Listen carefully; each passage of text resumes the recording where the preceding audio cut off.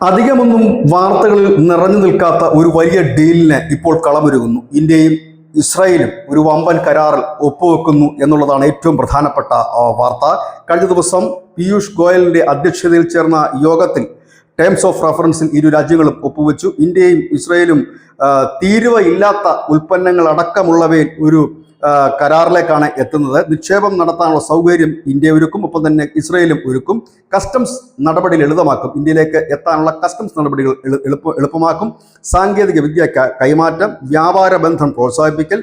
ഇതുകൂടാതെ ഇസ്രായേലിൽ tell അവീവിൽ $50 billion metro rail പദ്ധതി ഇന്ത്യൻ കമ്പനികളും ഇന്ത്യയുടെ പൊതുമേഖലാ സ്ഥാപനങ്ങളും ചേർന്ന് ആരംഭിക്കും. അതായത് ഈ ടണൽ ഉൾപ്പെടെ ഭൂമിക്കടിയിലുള്ള ഗ്രൗണ്ട് ടണൽ ഉൾപ്പെടെയുള്ള ഒരു വലിയ മെട്രോയാണ് ടെലവീവിലുള്ളത്. ബെഞ്ചമിൻ നെതന്യാഹു മുൻപ് പറഞ്ഞിരുന്നു തങ്ങളുടെ ഈ മെട്രോ റെയിൽ സിസ്റ്റങ്ങളും ഒപ്പം തന്നെ റോഡുകളുമെല്ലാം ഇനി ഇന്ത്യൻ കമ്പനികൾക്കായിരിക്കും കരാർ നൽകുന്നതെന്ന്. 100ഓളം റോഡുകൾക്കാണ് ഇന്ത്യൻ കമ്പനികൾക്ക് കരാർ നൽകാൻ ഒരുങ്ങുന്നത്. കാരണം അതിനെക്കുറിച്ച് അന്ന് മാധ്യമങ്ങൾ ബെഞ്ചമിൻ നെതന്യാഹുവിനോട് ചോദിച്ചപ്പോൾ അദ്ദേഹം പറഞ്ഞത് ഏറ്റവും വിശ്വസിക്കാൻ കൊള്ളാവുന്ന കമ്പനികളാണ് ഇന്ത്യൻ കമ്പനികൾ, ഒപ്പം തന്നെ ചാർജും കുറവാണ് എന്നതാണ് അദ്ദേഹം ഏറ്റവും എടുത്തു പറഞ്ഞ ഒരു കാര്യം. ഏതായാലും അതിലെ ആദ്യത്തെ ഘട്ടമായ ടെൽ അവീവിലെ $50 ബില്യൺ ചെലവിട്ട് നിർമ്മിക്കുന്ന മെട്രോ അത് ഇന്ത്യൻ കമ്പനികൾക്ക് നൽകും എന്നുള്ള കാര്യത്തിൽ ഇപ്പോൾ ധാരണയായിരിക്കുന്നു.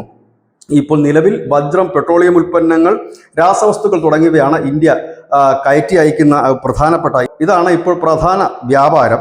ഇനി ഇലക്ട്രോണിക്സ് മെഷീനുകളും ഹൈടെക് ഉൽപ്പന്നങ്ങളും ആശയവിനിമയവും സൈനികപരവും ഒപ്പം തന്നെ ആരോഗ്യപരവുമായിട്ടുള്ള ടെക്നോളജി ഇസ്രായേലിൽ നിന്ന് ഇറക്കുമതി ചെയ്യാൻ ഉള്ള നീക്കങ്ങളും നടക്കുന്നു. ഏതായാലും ഒരു വലിയ ഡീലാണ്. സീറോ താരിഫിലേക്ക് മിക്കവാറും എല്ലാ ഉൽപ്പന്നങ്ങളും സീറോ താരിഫിലേക്ക് പോകുന്ന ഒരു സ്ഥിതി കൂടി ഈ കരാറിന്റെ ഭാഗമായി ഉണ്ടായേക്കും എന്നാണ് പുറത്തു വരുന്ന വിവരം. ഏതായാലും ഫ്രീ ട്രേഡിംഗ് കരാർ ഇസ്രായേലുമായി ഒപ്പുവെക്കുന്നു എന്നുള്ളതാണ്. ഈ കരാറിനെ കുറിച്ച് മുൻപ് തന്നെ വാർത്തകളിൽ ഇടം പിടിച്ചിരുന്നൊരു കാര്യമാണ്. പക്ഷേ ഇപ്പോൾ അത് വളരെ പെട്ടെന്ന് സാധ്യമാകുന്നു എന്നുള്ളത് തന്നെയാണ്. ഈ വർഷം ഇന്ത്യ അനവധി കരാറുകൾ ഒപ്പുവെക്കാൻ സാധ്യതയുണ്ട്. അതിലൊന്ന് ഇസ്രായേലുമായിട്ട് ഒപ്പുവെക്കുന്ന കരാർ, മറ്റൊന്ന് ഡിസംബറിൽ റഷ്യൻ പ്രസിഡന്റ് വ്ളാഡിമിർ പുടിൻ എത്തുമ്പോൾ ഉണ്ടാകുന്ന ഒരു വമ്പൻ കരാറ്.